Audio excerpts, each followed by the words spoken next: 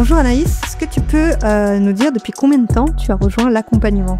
Alors j'ai rejoint l'accompagnement en novembre, donc ça fait environ 5 mois que j'ai démarré. Quel est ton secteur où est-ce que tu as ta conciergerie et est-ce qu'elle a quelque chose de spécifique, peut-être du haut de gamme ou autre ? Alors ma conciergerie s'appelle aux Portes des Landes, elle se trouve donc dans les Landes. La spécificité c'est que j'ai plusieurs secteurs. Quand j'ai ouvert ma conciergerie, j'avais décidé d'ouvrir sur 3 secteurs, Dax, Mont-de-Marsan et Mimizan. Et en fait je me suis retrouvée avec des demandes encore hors de ces secteurs, et comme la demande était plus forte en dehors de ces secteurs, un peu en dehors des villes, j'ai aussi accepté d'autres lieux. Donc la spécificité, c'est peut-être d'être un peu étalée sur ma conciergerie. Est-ce que tu peux nous expliquer pourquoi tu as voulu te former ? Quelle était ta problématique quand tu as rejoint l'accompagnement ? J'avais déjà été formée pour la conciergerie, mais ce que j'avais besoin, c'était de me développer. Ma problématique, c'était vraiment d'avoir de nouveaux logements, développer ma conciergerie, et puis aussi d'être un peu plus épaulée. Je trouvais ça très intéressant d'avoir un coaching individuel pour avancer plus vite, que ce soit personnalisé, et ça me faisait un booster en fait pour à chaque fois un petit peu plus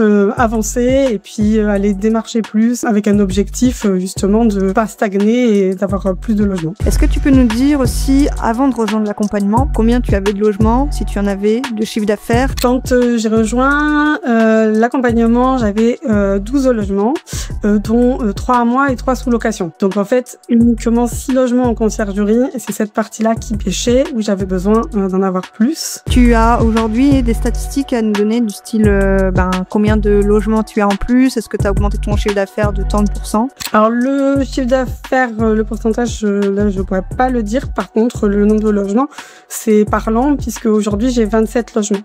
Donc en 5 mois, il y a eu 15 logements supplémentaires, même 17 parce que j'en ai perdu 2. Et que la semaine dernière, j'ai visité 4 logements, j'en visite 2 la semaine prochaine. Que dirais-tu à quelqu'un qui hésite à se former et qui serait dans le même cas que toi quand tu as commencé l'accompagnement ? Alors déjà, je dirais à la base, quelqu'un qui n'a pas fait du tout de formation, pour moi c'est obligatoire de se former parce qu'on avance plus vite.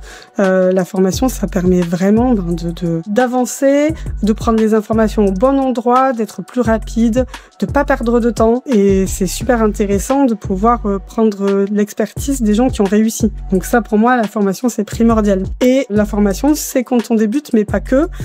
Pour moi, on peut se former tout le temps, à tout moment, pour essayer de grandir, d'avancer, de faire différemment, de progresser. Enfin, moi, j'adore me former et je trouve que c'est hyper intéressant pour toujours avancer plus et mieux. Donc, je conseille vivement à tout le monde qui veut se lancer dans la conciergerie de prendre une formation.